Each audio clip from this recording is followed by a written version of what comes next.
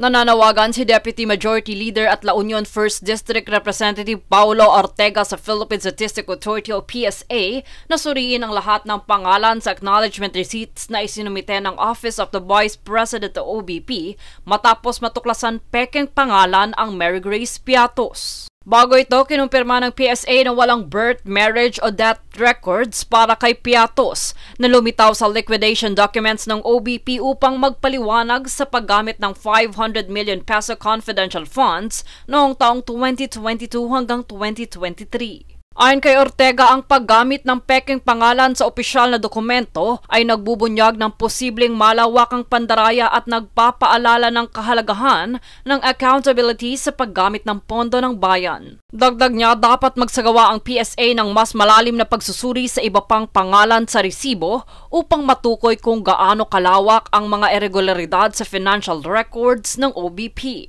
Kasunod nito ay ang pag-aproba ng House Committee sa panukalang batas na House Bill No. 1117 o ang Fraudulent Birth Certificate Cancellation Law, kung saan layong kansilahin ang mga pekeng birth certificate upang mapanatili ang integridad ng mga talaan sa Philippine Civil Registry. Ayon sa Kongreso, ito rin ay pinagtutuunan para sa deliberasyon sa plenaryo at posibleng maging ganap na batas. Pahayag naman dito ni Masbate Representative Olga Ko, mahalaga ang hakbang na ito upang mabilis na maresolba ang mga maling tala sa rehistro, lalo na't maraming kaso ng pekeng late registration na naitala sa PSA.